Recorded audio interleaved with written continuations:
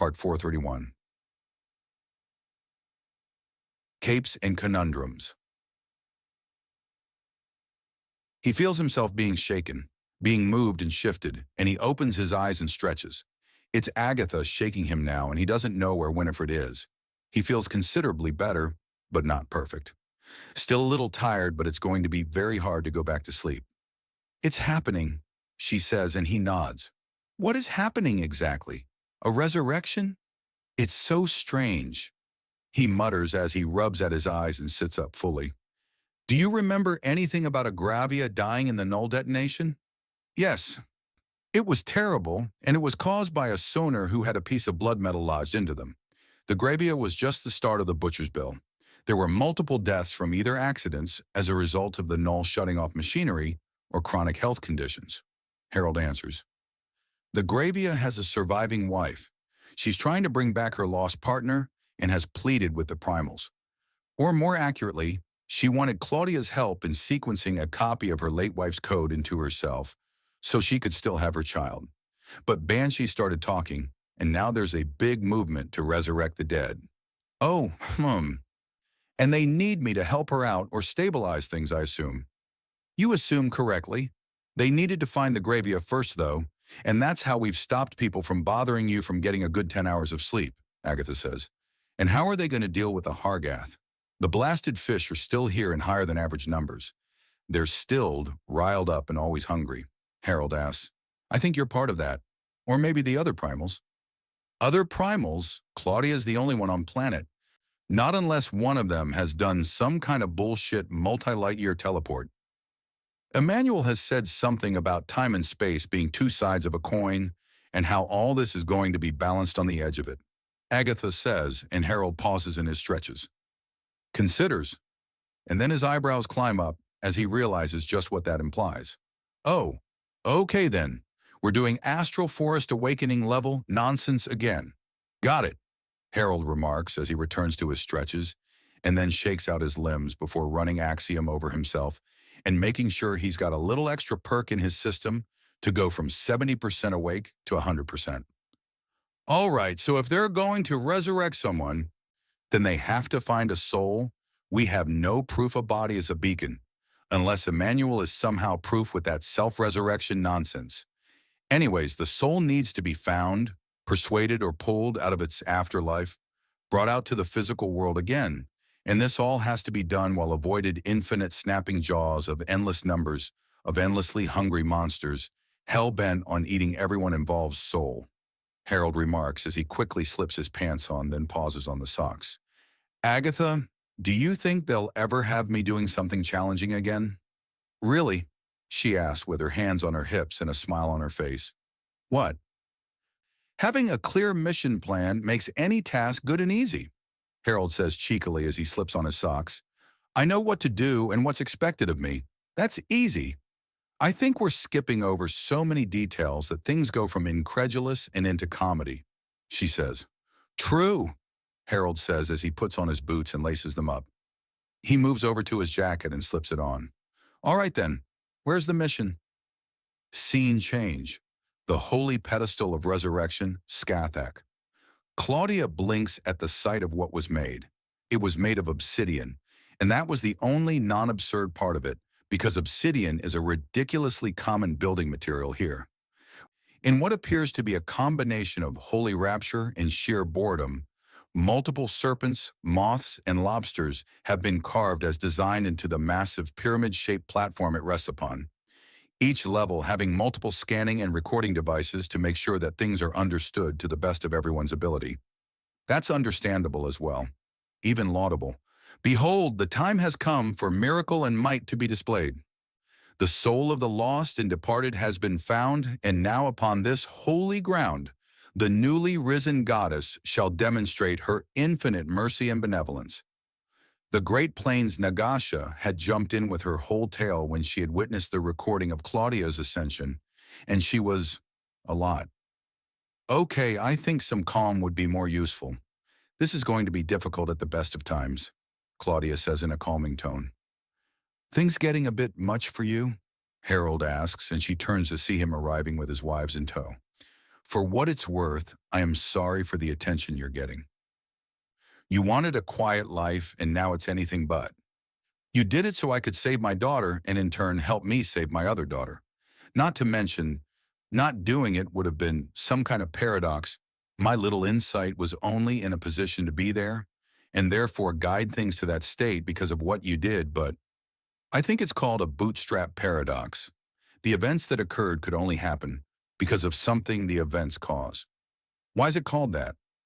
Because it's from the phrase, pull yourself up by your bootstraps. Ah, isn't that physically impossible? I don't have boots, so I think that saying started that way, but was misunderstood.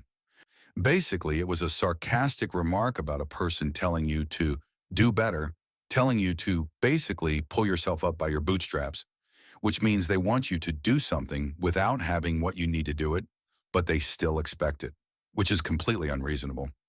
But now we're getting into language drift, psychology, and generational divides and assumptions, and I think we're here for something other than a long, rambling conversation about such things. Right. Anyways, we were always going to do this, I think. Maybe? I'm too sober for a conversation on determinism, fatalism, time travel, and other such nonsense. Now, are we going to pull a miracle or not? Harold asks. What's your belief? I believe that I have no idea and am thankful that it seems to be from only a single place that time can be accessed like that, and that the place is so well protected we're bringing literal gods in to interact with it. Could you imagine the issues if time travel was easily doable? History would either be immutable, and therefore time travel would be worthless, or it would be written and rewritten so often that every tragedy and horror the galaxy over would forever be the responsibility and result of the choices of the people alive. All of them. Forever. And that's too much responsibility. I am not responsible for the rise of World War II Germany, nor World War I, or any other atrocity through history. Can we please focus? Sequential demands from atop the pyramid. She hadn't left the area during the entire time and looked both strung out and miserable. I'm waiting for the word go and killing time in a ready state until then. We can't do anything without knowing where to work from, and until we do, all we'll do is waste energy and potentially hurt ourselves. Then the communicator slotted into the pedestal activates. We found her, Emmanuel announces. Dramatic timing much? Harold asks. Oh, shut up, Sequential asks. What? Oh, you just talking about it, taking time, weren't you? We were. Where is she? A music hall. The acoustics are so flawless that everyone's songs blend perfectly together and never clash, letting her express herself endlessly and hearing others do the same without end. No pain, no exhaustion, no boredom, no hunger or thirst, no need to ever cease in an endless exploration of art. It's good to know she wasn't in pain, always playing her art tone. It's what made her happiest.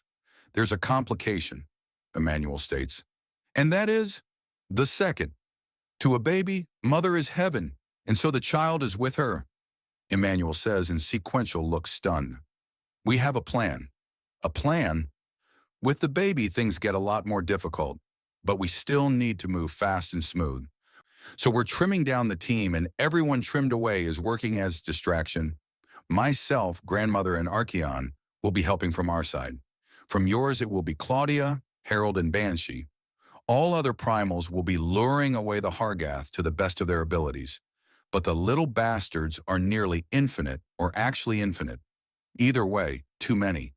So for everything we do, if you're not actually doing something that exact second to move Matrix and the baby, then you're on Hargath duty and smacking them back as hard as you can. It doesn't matter if you kill them or not. Just keep them off people. We using weapons for this? Harold asks as he draws his sword. I'd assume yes. Not everyone has diamond-plated spears for fingers after all, Emmanuel says, clinking his claws together. I don't know. A karate chop at the right time can work wonders. True, especially when the side of your hand is sharper and stronger than any axe blade, Emmanuel says with a smile. Now what we're going to do is in steps. From our side, we will bring Matrix and the child out of the afterlife and shield her as she gets to the edge where you are. You then need to sequence her equation and that of the child. She refuses to leave her baby behind, and the baby refuses to be left behind. It doesn't understand much, but even the idea of not being with mommy makes the little thing hold on tight to her. Sequential smiles at the thought. Unborn, unalive, and still adorable. She hears a slight sound and turns to see Banshee with a laser rifle out and going over it. Banshee notices her noticing. What? I don't want to get close to things that want to eat my soul. I'm going to shoot them. And once Matrix in our child is sequenced, then what? Sequential asks. Then we're done. The plan is simple and with as much wriggle room as possible because failure is not an option. It is mandatory. The option is whether or not to let failure be the last thing you do. Emmanuel, Banshee, Agatha, Giria, Uma, Dumia, Javra, Velocity, Rain, and Harold all say at once. So you're going to fail? Something is going to fail, but so long as we get Matrix into your arms alive, whole and with that baby, then it's a win, Emmanuel says in sequential smiles. You're going to be part of this. You've memorized much of her code, I presume. Yes. Then that will help, Emmanuel says. Now who's ready to start? Born ready, Harold states. You were never born, Claudia notes. Still ready. Harold amends without pausing.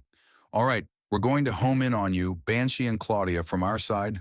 When we start punching a path through, open it further and stabilize it on your end. Then get ready to catch and sequence her. We won't have long. All right then. On your go then, Harold says as he climbs the pyramid with Banshee, Claudia, and Sequential, to stand at the podium as a small army of both primalists and numerous scientists adjust equipment or just start watching in rapture. Then reality cracks and non-light pours through, not illuminating the area, but pushing away darkness and shadow. It shines through people without dimming and moves through matter without pausing. Emmanuel can be seen, both here and not. Grandmother is there as well, and between them is a Tret man holding a long staff of dark metal as he strikes out at something. Harold lashes out with his red sword and cuts into a Hargath, killing one and scaring off two others as Banshee fires into things, and the blue spectrum laser crosses things. An image is taken of that. 3 weapons striking away the Hargath, who vanish to retreat and leave the attacks hanging in the air. Then Emmanuel and Grandmother move. His wings flare out to block further Hargath from coming in as Grandmother reaches into the beyond, and out comes a woman that is simultaneously a collection of shapes, an image drawn on a flat plane, and a more real than real woman who's also stylized. Matrix! Sequential calls out, and the woman pulled from the nothingness looks up to her, and everything changes. Everyone involved in the ritual and Matrix are suddenly being pushed around as if in a windstorm, and she is brought to the edge of the crack.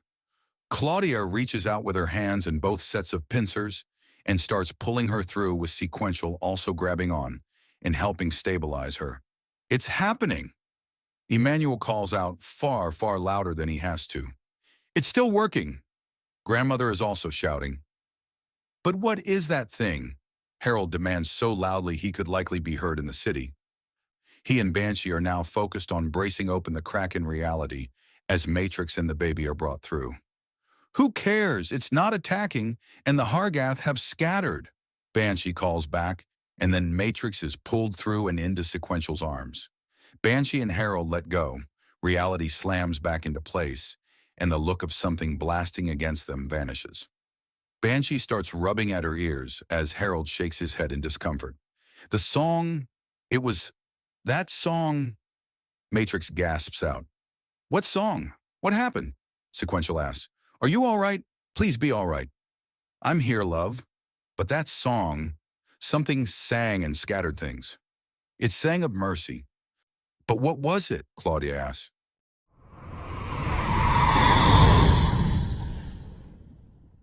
Par 432. Capes and Conundrums. There was a lot of things happening and moving and shifting around. But Harold was so blasted by the song he had to just sit and trying to process the sheer level of what the hell had just happened to him. Loud music is understandable, even if it's loud enough to shake your everything. Mercy is understandable. Duh. He can imagine non-sound, It's something you can't really perceive but are perceiving anyways, and your brain is defaulting to hearing it for one reason or another. Understandable. Hell, it could be a sound in a frequency you can't pick up but can feel. That works too. But that song, so loud he could barely think, so complete in its statement of mercy that there was new depths of it that he understood. So much a sound he heard it, but he heard it with every part of his anatomy. How the hell do you hear things with your soul, ears, bones, and hair all at the same time? How does your blood carry a rhythm? Ow, Banshee mutters nearby. You recovering any faster?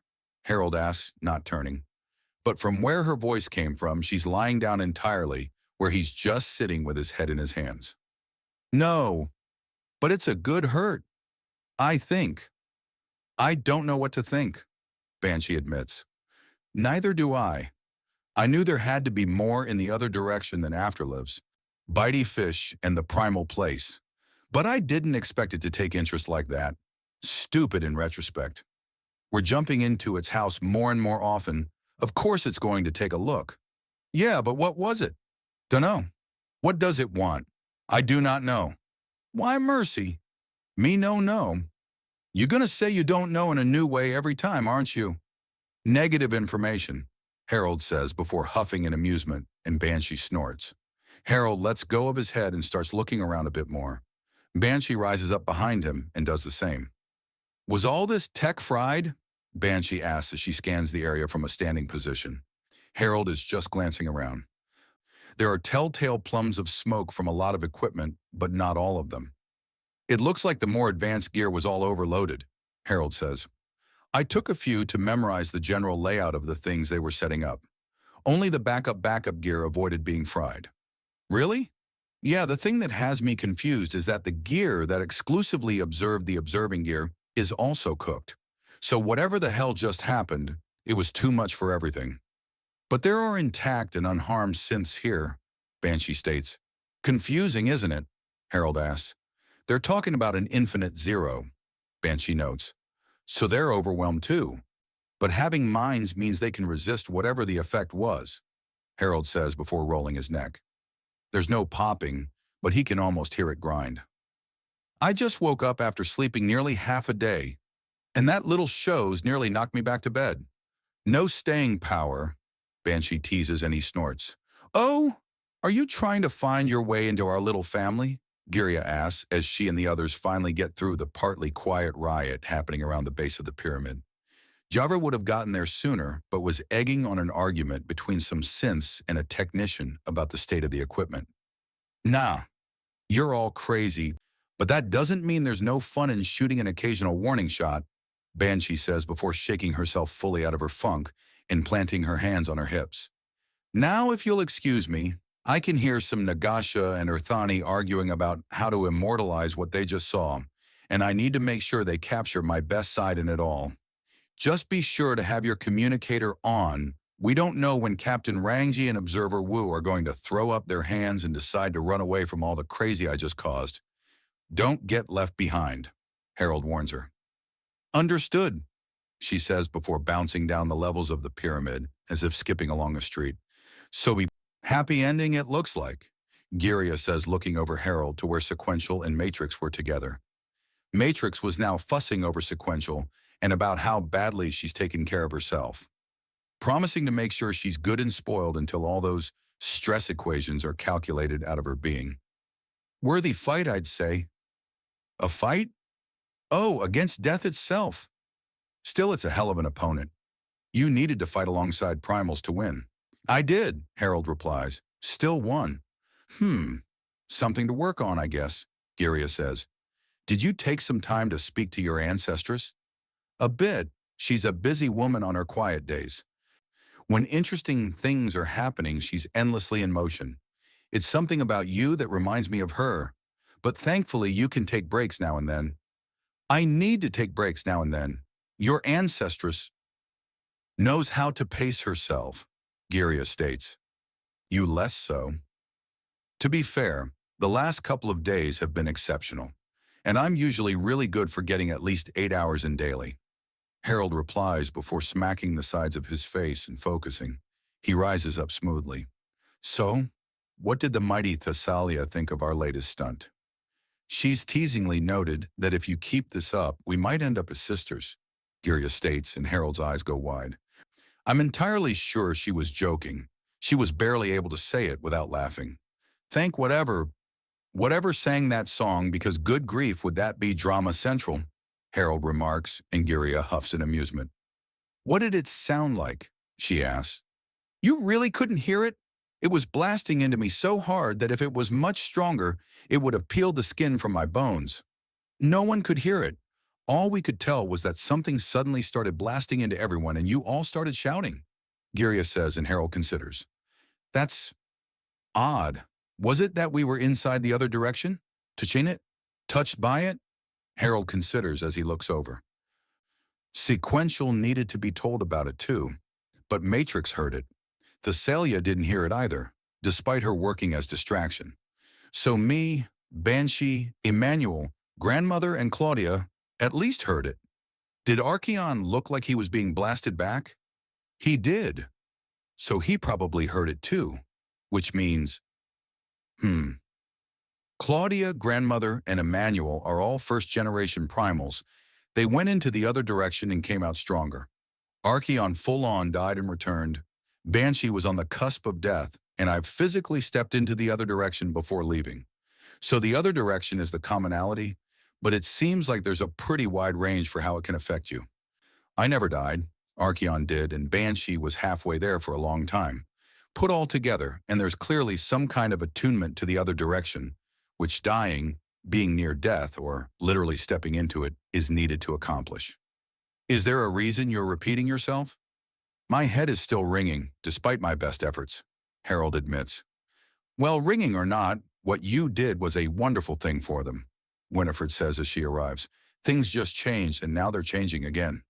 They are, Harold says, and she looks down into the crowd. He follows her gaze and sees some clumps of people arguing. What are they debating? Medical professionals are arguing with more spiritual women to get access to you all. They want to run tests, and many of the more spiritual typos think that they're pushing too far. Oh, for the love of God, Harold says. Banshee is over there, and they're moving in that general direction. Interception time before someone does something crazy. You realize they'll do something crazy to you too, right? Yes, but I don't have the massive trauma of decades of half-life trapped in a personal hell to rise up and overwhelm me. Banshee's doing amazingly well. But the funny thing about trauma is that it's the gift that keeps on giving, Harold says and starts down the pyramid. He heads down, patting both Matrix and Sequential a head pat as he passes, not trying to even get slightly between them, and then heads down into the crowd and right towards where people were bothering each other. Holy Saint! Lord Redblade! Mr. Jameson! Operative! There are dozens of different calls for his attention, and he holds up his hands. All right, everyone, let's do this all nice and calm so that nothing too silly happens. We're here for answers, and that includes me. So let's talk about things. What happened, how it feels, and such. Let's figure things out. How do you reach out into that other place? You just have to be aware of it, and then will it. It's not hard to do, but it's dangerous to try. As I explained on the interview with Claudia, it's not hard, but the Hargath get really, really bitey on that side, and Axiom doesn't protect you. There's a rush of questions, and he points to one of the women at random. You have struck out against hostile forces within the realm of spirits. Does that mean that the Hargath are demons to be fought? They're animals, they're hungry. It's not malice, it's appetite. They're no more evil than the lava serpents. Dangerous. Yes. Malicious. No. Both can cause damage. Catastrophic amounts of damage, but it isn't planning to, Harold answers. He points to another. The entity that sang during the resurrection, what was it? No idea. Next. Why a red sword? It was a gift shortly after I was released from my cloning tube. It's a powerful axiom totem designed to rip things apart with ease, and is always useful to have. If not for combat, then for sheer style, he says, pulling out the sword and using it as a walking stick to lean on. Now next. Why a sword? Why not a sword? Who are you a clone of? My brother Herbert Jameson. He got me my official ID and shared his memories with me, so I wouldn't be an empty thing when I pop from the tube. Next. Does that mean you're suffering from rapid aging? I was, but I underwent the skitterway technique and have made a full recovery. Next. What are your relations to the primals? I'm on good terms with every primal I have personally met. Helped ascend Claudia, am a peer to Emmanuel Skitterway through the Undaunted, and am married to one of the descendant of Thessalia, the Lady of War. And before you ask, she has approved of the match. Next question, please. Who's your first wife? Gyria, the aforementioned descendant of Thessalia. Next. You've done the impossible twice in a 24-hour period. How do you feel? Eager for my next great challenge. Next. Favorite sexual position? None of your business. Next. You're a member of a military but not the head of it. That means that despite your incredible power, you're still beholden to people weaker than you in battle. How does that make you feel? I'm not a member of a warlord's band here. This isn't a might makes right situation. I trust my superiors to have either a plan, a general idea, or superior information that they will need me to act upon. I am willing to follow orders because I trust the person giving me those orders. I don't need to be beaten in a fight to trust someone. And frankly, the fact you even need to ask such a thing is concerning.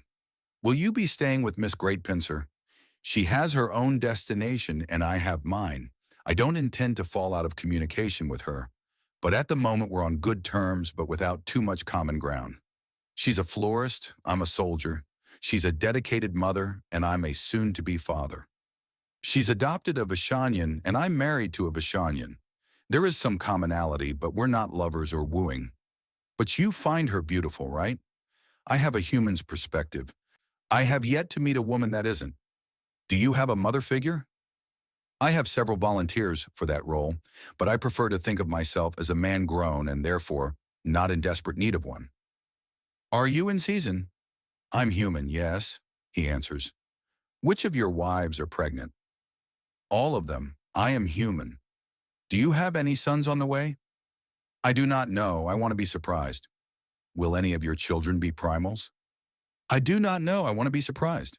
What are your plans for your children? Love them, nurture them, teach them, protect them, support them, help them grow and more.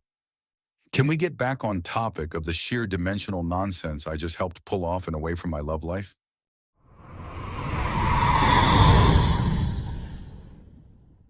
Part 433.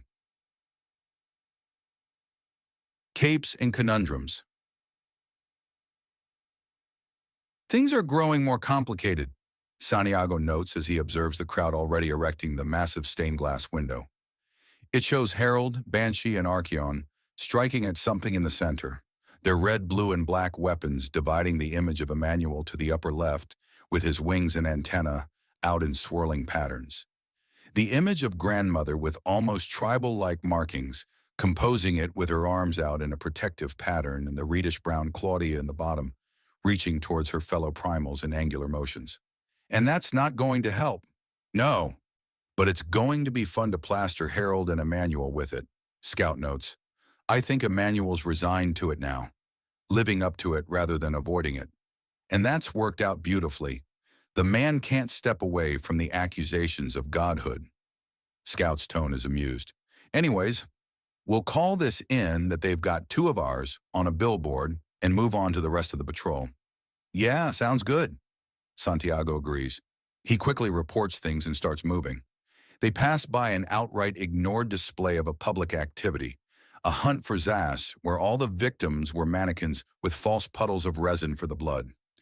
Easy to clean, pick up and move.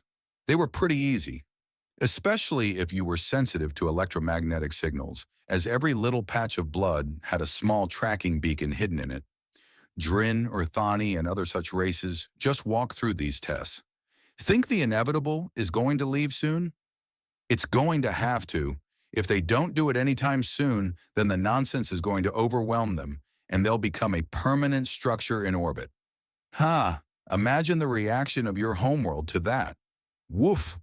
Well, it's kind of hard to actually do that. They're so distant, so confused, and with things like the internet, it's hard to keep a lid on information, especially on sensitive subjects. There will be a lot of repercussions if things go weird again. There have already been many, Santiago says, and probably even more than I've been assuming. Oh, probably.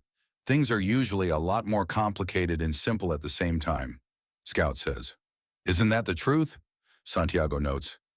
By the by, you keep shifting jobs and such. What's your plan after being undaunted for a while? That's a good question. I've already been a lot of things. I've worked on farms, I've been on repair crews, construction, bounty hunting, exploration, archaeology. I've been a professor in several different universities with different focuses each time. I played as a bodyguard, a body double, an actress. That one didn't end well. What happened? Would you believe that actors can be overly dramatic? I would. One decided that she needed a little spice in her public persona and persuaded me to pretend to be male for a bit, then tried to do a messy breakup bit of madness in front of reporters, and that was a mess that took decades to go away. Holy crap, where's she now? She reinvented herself twice since then and is now a child actress. Sorry, I just had the mental image of you pretending to be a jilted lover at her, and now my mind is just spiraling. Santiago admits and Scout laughs. Oh yes, thankfully for her, I'm not that petty. Incidentally, I think she's been openly lusting after you, undaunted men. Santiago shivers in revulsion. What? She's a mature woman, older than you even. She's in the body of a child. I have no interest in ever being in the body of a child. Ever, Santiago says, and Scout starts laughing. Oh dear, this is going to be bad. Oh no, I've had my fun. Just seeing that whole body look of disgust was enough for me, Scout says. I've got a good memory. You don't need to worry about it coming back. Scene change. The holy pedestal of resurrection, Scathach. Excuse me, Winifred says as she pushes through the crowd.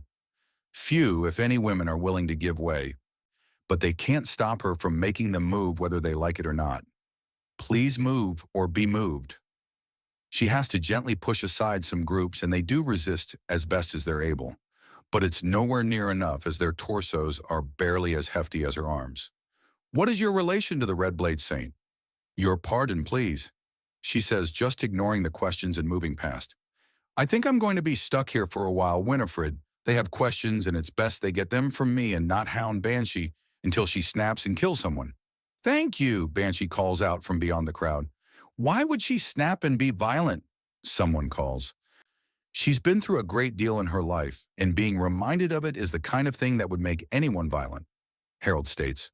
So while she's talking about artistic renditions and having fun with that, I'm going to answer questions within reason. So back to the questions, and remember, not personal ones. Are you planning to ascend more primals? If I'm in a situation where it makes sense to do so, then I will. But such things are weird as all hell, and I'm going to assume entirely unique in each one. Unless the galaxy is stuck in some sort of insane loop where I'm going to keep running into death cultists, and then find the best way I have to protect civilians is to slip into the other direction with a civilian and throw them into the great beyond where primals emerge from. How can you tell where it is? It's so blatantly obvious when you're in the other direction, it's harder to not know where it is. Harold replies and then holds up a hand as his communicator starts going off. Operative Jameson, we're leaving in 12 hours. Put things in order, he's told, and Harold nods. All right, ladies, and what few gents are in this crowd. I'm afraid this now has to be cut short. My ship is leaving in short order, and there are some things with my family I need to sort out. And unfortunately for all of you, I prioritize my family far higher than you lot. So if you'll excuse me, what could possibly take so long? Someone demands. That's private information, so bug off, Harold replies. He then sends out a text to everyone in his family and an area to meet in away from all the prying eyes. He then vanishes from the area after holding out his hand to Winifred, and they're gone in a teleport. Giria vanishes as well, while Dumaya and Javra take off and fly fast and hard to the city as Uma and Agatha quickly launch themselves over the crowd. Velocity had faded away from view beforehand, and was already gone. Everyone turns to the remaining Banshee and Claudia. "No," Banshee says, and triggers a recall teleport. She's gone as well. The crowd turns to Claudia. "Oh dear!" Scene change. The inevitable Scathach orbit. He watches the recording again. Whatever that all-penetrating white light was, it had played merry hell on the equipment. The actual camera had been partially burned out, flickering and starting to fail in places. The microphone had also gone to hell near the end, but it had technically survived observing everything that Harold had just accomplished. It's one thing to claim the dead would walk. It was another entirely to see the soul plucked from the afterlife and reconstituted into a fresh body within which to live. To say nothing of the absurd distances involved and the implications that even with immortals worshipped as gods by a mainstream religion no less, that there is something else which, with words alone, could stun and astound them. So, Captain Rangi, at what point did our initial report go from incredible to incredulous? Pretty much the moment we were able to confirm that the initial report was incomplete in the opposite direction that we assumed.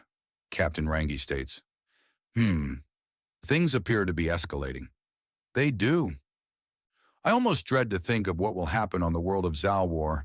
It is a primary hub for the galaxy, right next to so many separate laneways that at least half of all commerce moves within its vicinity. The Suez and Panama Canals of Earth are the closest comparisons, Captain Rangi notes, which could be a good or bad thing. Good in that it's so closely watched and carefully tended to that no one has opportunity to pull nonsense. Terrible in that so much traffic moves through it that the law of averages all but guarantees consistent complications. We may have to bring the inevitable right into the planet's atmosphere, Observer Wu muses. Possibly. From my studies, the world is a cold, dry tundra primarily.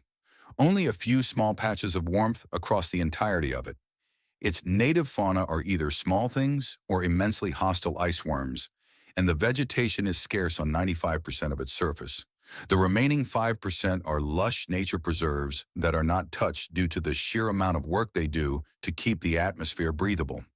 Captain Rangi says, holding up a data slate with a readout about Zalwar. And the population? Inside sealed arcologies, massive city structures, each with the population equal to a large country or small continent by themselves. Most of the planet is in the service industry, as it's used as a stopover by an enormous portion of the galactic population. Storage and protection industries are in endless competition for second place, and despite its gearing towards the service industry, it still boasts numerous galactic-class universities and trade collages. Furthermore, there's the main Undaunted training center localized in their own arcology. They also produce a fair number of military machines there, taking advantage of the location to cut down on the cost of things. Shrewd. Observe Wu says before Captain Rangi passes over his data slate and begins pouring himself a drink as the observer begins browsing. Admiral Crosswind, Miak, former private military contractor now in Undaunted employ, seems to be a rock-solid woman. Not much here beyond the fact that the arcology is being very slowly filled up and uses an APOC style. Hired APOC contractors to assist in its building too, Observer Wu says. An APOC style is, jump pads and a good deal of headroom to account for the raw mobility they're encouraged to express. That's sensible, so long as they still have stairs and elevators. I presume they do. My impression of the APOC is that they don't like excluding other species. Even if only to ensure that they're being shown in the best light, Captain Rangi states as he takes a sip of the hard drink. Gods, immortals, things beyond both, and the raising of the dead. What a day. Indeed, Observer Wu notes as he looks over to his monitor and sees the distorted but still clear enough image of a woman made of a mathematical equation being pulled from beyond. I wonder how this is going to fit into the current theologies back home. I don't think it can, Captain Rangi notes. I'm sure they'll find a way. There's a lot on the line, and people can get pretty creative when they feel like their back is up against the wall. Either way, this Captain Rangi begins before his communicator goes off, and he sighs as he puts down his tumbler of drink. This is the captain speaking. Sir, The bear partner of Harold is volunteering to assist the kitchen staff. Why does this need my attention? She physically does not fit in, and several cooks are too intimidated by her sheer size to refuse her outright. Tell those spineless men to locate their backbones and speak plainly to the woman. It's not just the size, sir. She's attached to Jameson, and after the most recent shit he pulled, he's not once showed himself even partially hostile. So again, tell those cooks to locate their spines and show some backbone. They're part of an FTL military craft carrying the full might and intent of the human species behind it. We didn't select them to be timid, Captain Rangi states. Yes, sir. The call ends and Captain Rangi looks at the communicator for a bit before sighing. This damn trip is wearing on us too much. Thank goodness it's almost over. Or at least the crazy part is almost over. Yes, we just have to go to the most traveled part of the galaxy, and then what is possibly the most corrupted place in the galaxy. Thank goodness we don't have to add the most populated in for good measure.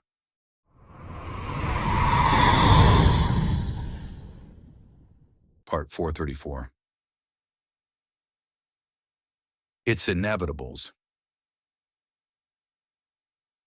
You know, I feel kinda bad for leaving Claudia holding the bag.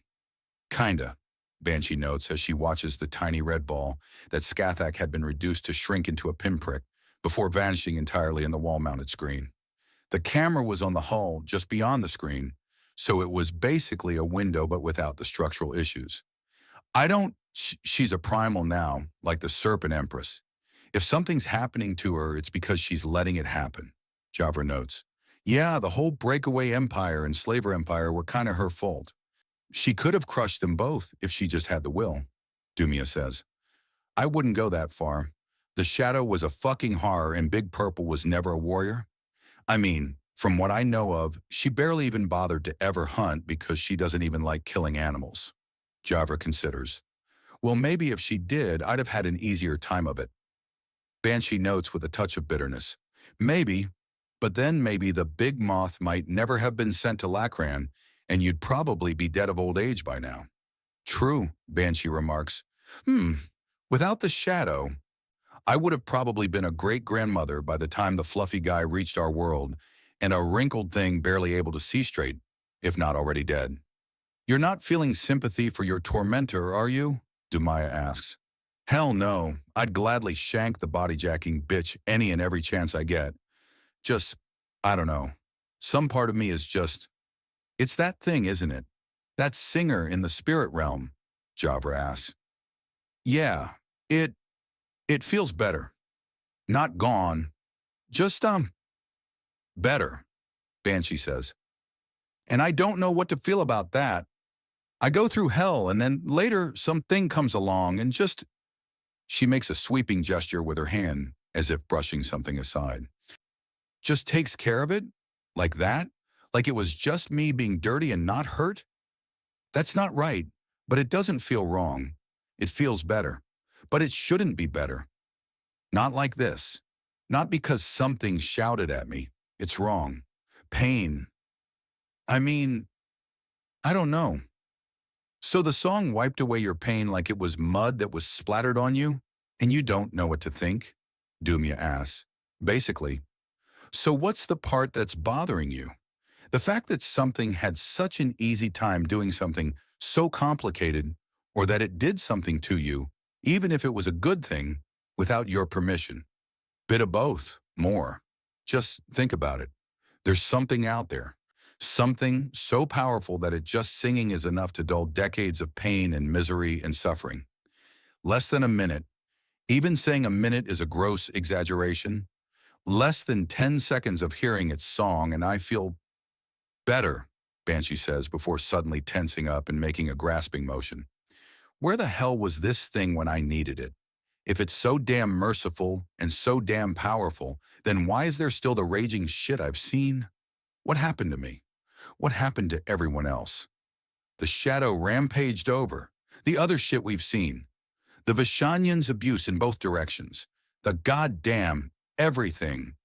This thing wiped it away with a fucking song, and that level of shit still happens? The hell is going on? Why? Don't look at me. I don't have those answers, Javra says. Or at me, unless you think the answer's a really big gun, Dumaya adds. That's a good answer, Javra says. I know, right?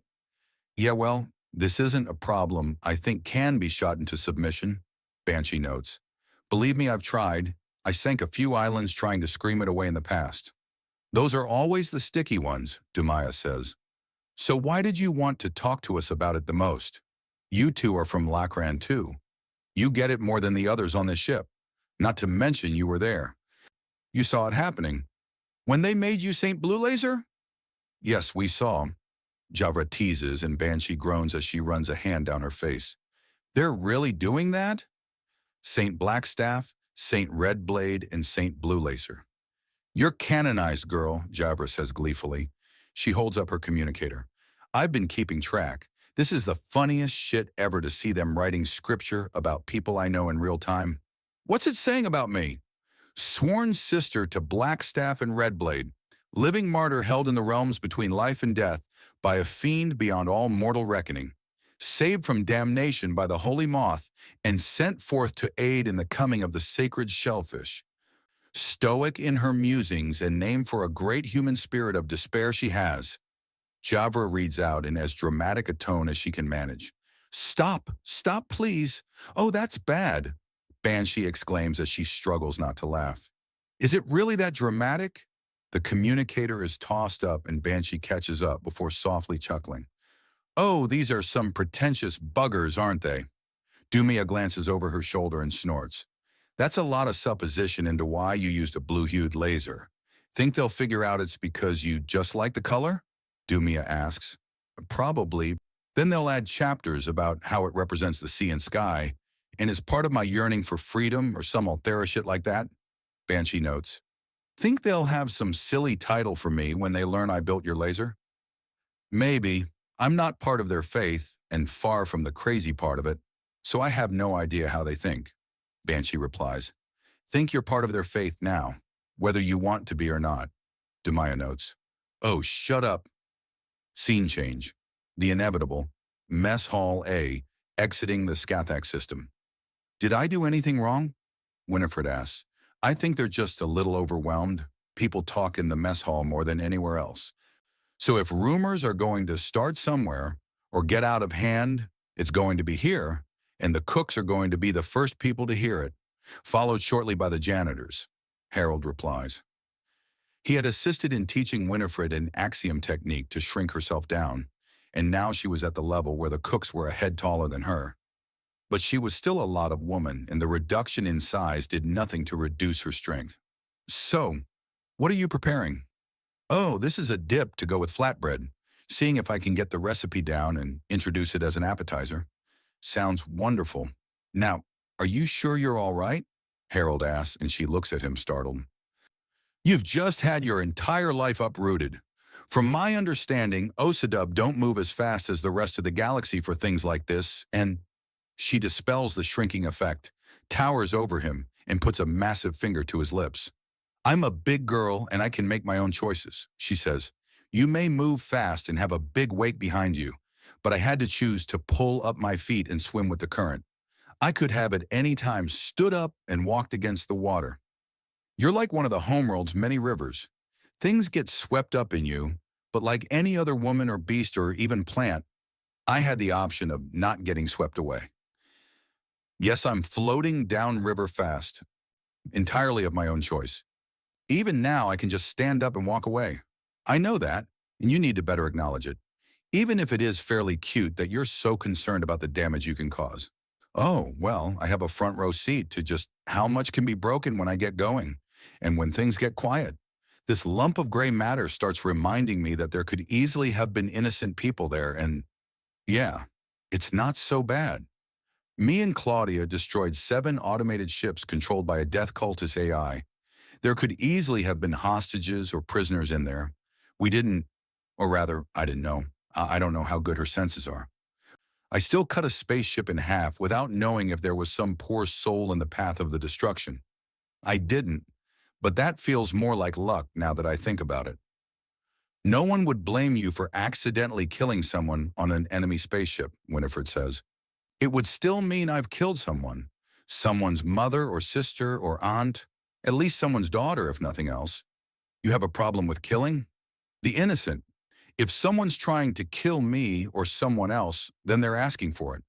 But if I miss an attack and it comes down on someone who had nothing to do with things, that's different. Killing a murderous monster is justice. Killing a civilian, even by accident or ignorance, that's a tragedy. And what happens when it happens anyway?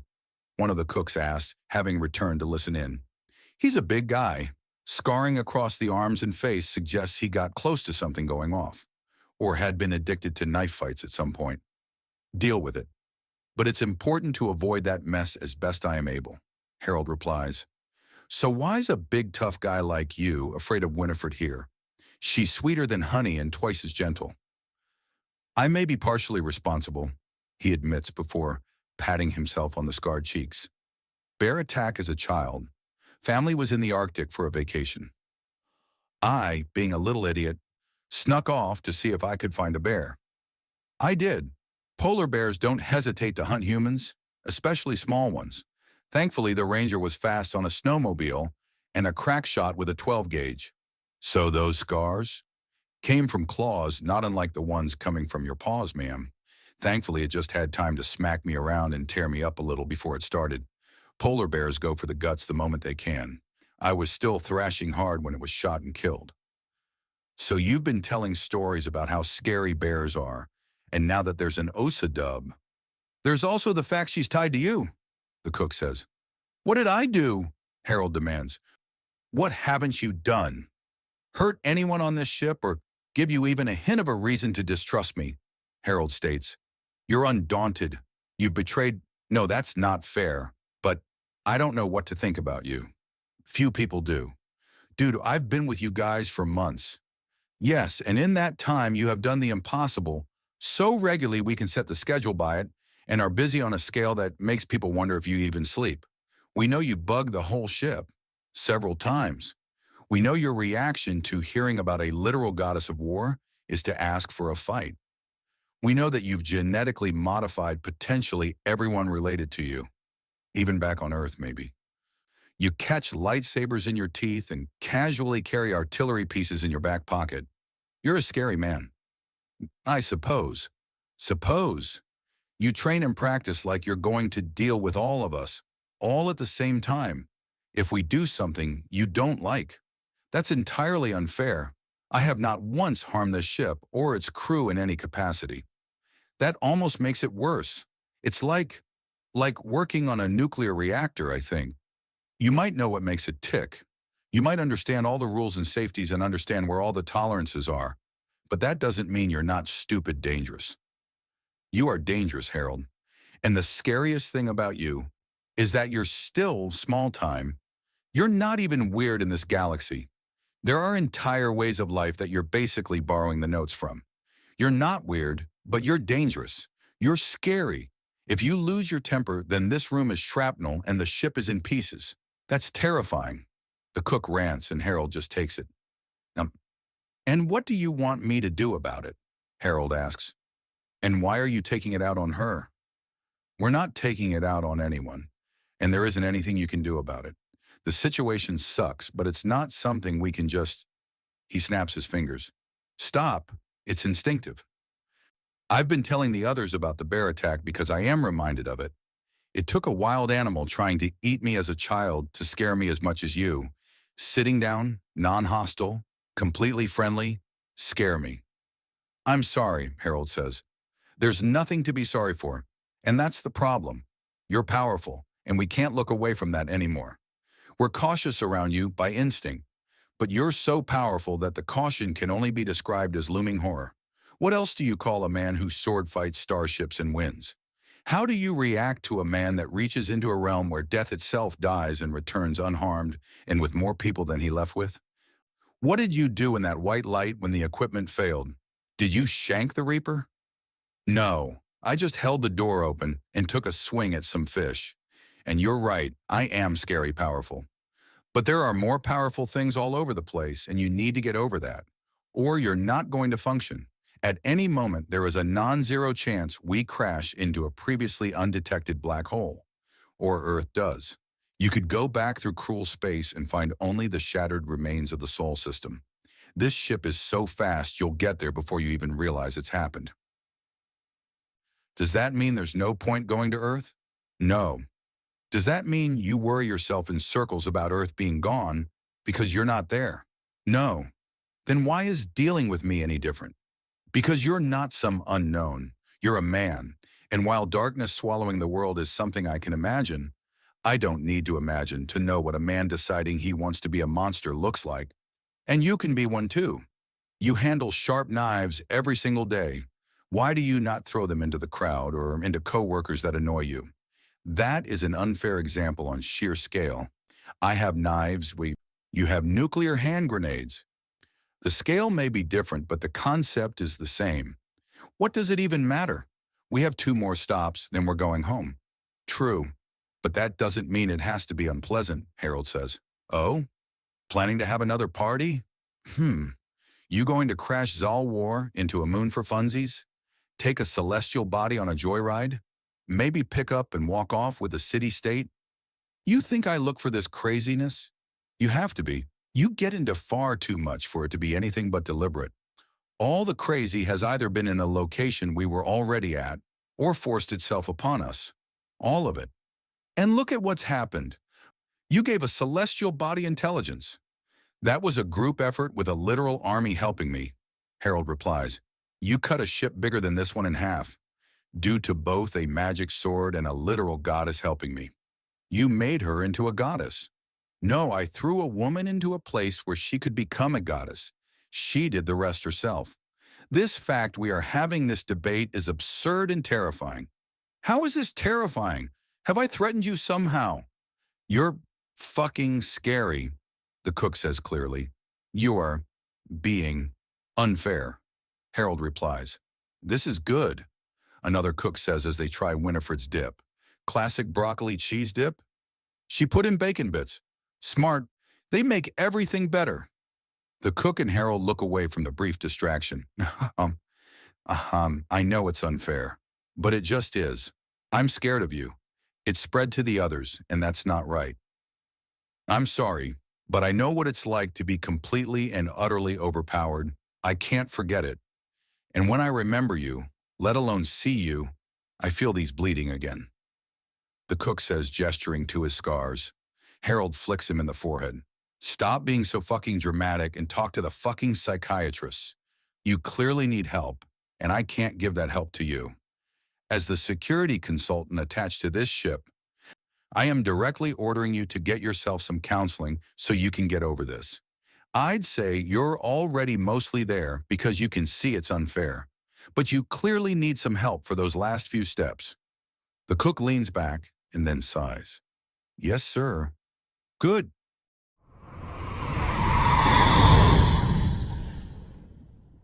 Part 435. It's inevitable. Captain Rangi less verbalizes his thoughts as just muses audibly. Is it something I need to be aware of? Observer Wu asks. Mild discipline issues. The men have been at this posting for the better part of a year and have done exceptionally well, but more and more cracks are starting to show. Still, a concerning conversation with our consultant where things were kept civil and rational is far from the worst. So what is his issue? Culinary specialist Larson has been increasingly uncomfortable with Mr. Jameson, and due to a bear attack when young Mr. Jameson's latest bride being a bear woman was the straw that broke the camel's back, as it were. Granted, in this case, it was discomfort, and speaking of his discomfort, like a well-adjusted adult, Jameson has ordered him to speak with a psychologist and has otherwise merely engaged in conversation. He also recommends that Larson be granted paid leave while on Zalwar and allowed to relax. He is willing to assist in the kitchen and hire temporary kitchen staff to allow our chefs to take a break. That may be wise. It would avoid us having to single him out, Observer Wu states. But I think we should double vet the temporary replacements. Harold is, a lot, yes, Captain Rangi states. You've pretty much said everything I was thinking myself about this, and he brings up his communicator. Something wrong? No, but I have an alert that tells me when our Vishanyan guests are using the holosuite, just in case. Captain Rangi states, does it saw what she's accessing, or which one? A program that imitates the features of the Miak homeworld. Why?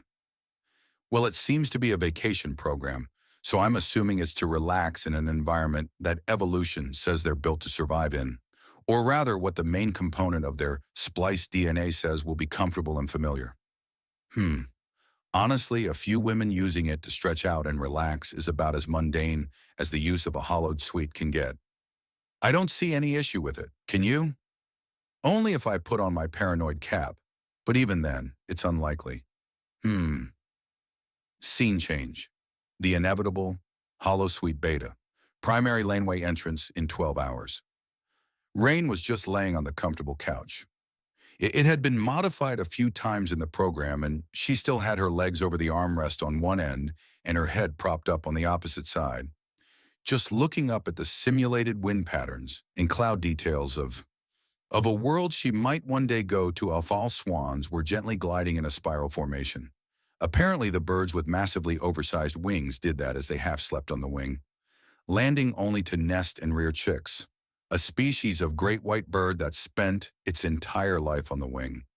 She's just laying there, along with some other girls, just absorbing the big things that happened recently. As much as the inevitable is moving, and it being all exciting to the humans, it's more peaceful to the Vishanyan on it, a post away from the craziness and sheer amount of changes, a step away from the huge differences back home on the Ark ships. I wonder what they taste like, one of the girls asks. Dunno. Want to track down a Miak arcology on Zalwar and see if we can't get a bite or three of them? Another one says. They were on official break, on a break, outside of the Ark ships, outside of the home system. It was new, but a nice new. But they needed to learn what it meant. Permission to enter, ladies? A familiar, youthful-sounding voice asks over the intercom, breaking the spell that tells them they're on the Miak homeworld. Come on in, Rain calls over. She recognizes it as Shin, one of the other youths on the ship. The door labeled Staff Entrance in the Countryside Resort they're simulating opens to reveal the internals of the inevitable and the youthened soldiers carrying in a few small crates. Figured you girls would want a party. Your people have avoided war, got a load of major sponsors, and you get Vakeo on top of it? You are winning, Alex announces behind Shin. That depends. What do you got? Rain calls over as they come in. Well, to us, this is pretty weak. But from our studies of your biology, this stuff is rock-hard drink. And so long as you don't literally drink until you're filling your stomachs and your necks, then you won't give yourself alcohol poisoning. Alex finishes explaining as Dayak sets down his crate on a table. Also, we've been getting the occasional side-eye while drinking due to being teens again. But fuck it, we're trained to kill and march and fight, so we should be able to get a bottle of at least some light booze now and again. Hear, hear! Dayak cheers as he grabs one of the brown bottles, rests it so the bottle cap is just on the rim of the crate, and then slams down his other hand to break off the cap and then takes a swig.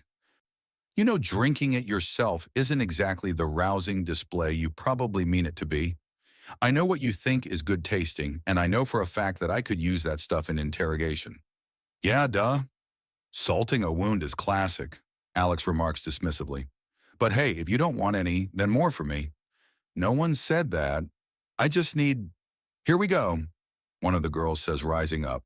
She's a soft yellow with white highlights and is moving so lazily, she seems to be more sleepwalking as she puts a ChemCycle scanner on the table next to it and runs it. She lowers her head and nods. Technically toxic, but only in extreme doses. Stay under 2 liters and we're fine. So 5 tops. These bottles are 350 milliliters each, Shin says as he cracks his own open with a key. So this is the Miak homeworld? You planning on taking vacation there? Dunno. It's technically part of our heritage. Our genealogy wasn't just conjured out of imagination. We're a hybrid species. Mostly Miak, though, but it could stand to be a little warmer. I think that's the cloaking in me. They come from a hot jungle-covered planet, the big girl says. Neat. You know I've never gotten your name? Patience. All right, when can I expect it? That is it. Patience, she says. My full name is Proper Planning Requires Patience. With a name like that, I'd expect you in command. That's the plan, or was the plan. A few more years to get all the necessary accolades and experience, take the last few courses and get into command. Maybe a Grand Admiralty one day with control of an Arc ship, but everything's up in the air now, and step one is to wait and see what happens next. Patience explains as she considers the bottle of beer, and then opens it the same way Diok did his. She damages the bottle, but after eyeballing the drink and determining nothing fell into the drink itself, she takes a sip and looks considerate. Well, it's certainly quenching, Patience notes. Yep, just perfect for days like this, Alex remarks as he takes up part of an empty couch. And with everything that happened, everyone needs a break. But first we need to break away from where the nonsense is happening. Hard to do that when we're carrying one of the primary instigators with us, Rain notes in a chipper tone. Heh, yeah, it is, Alex notes. So, what do you think of the crazy bastard? You were sent to us almost solely to spy on him after all? Very, very dangerous and very aware of how dangerous he is. So he's simultaneously unconcerned about danger and very concerned about it. It sounds a lot more confusing when summarized. What Rain is saying is that Harold is dangerous, but is both unconcerned with threats to himself, but also trying not to be a threat. He clearly wants your mission to go well, but he has his own mission, and it seems to be self-empowerment, repeated endlessly. We've all seen him train, and even half his workout done half-assedly would break most people. You almost undaunted struggle hard to keep pace with it, and he's only getting faster, stronger, and tougher, pushing himself more and more every single day. And to make it worse, he's adapting.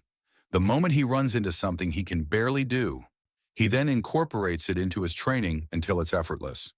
Yeah, you should have seen him practicing with his conditioning after that whole plasma sword fight, Rain explains. I got some footage of his training before and after, and he now incorporates a whole fourth meal into his day that's just pure protein and fats to bulk his body and give himself the staying power to work without cramping himself solid.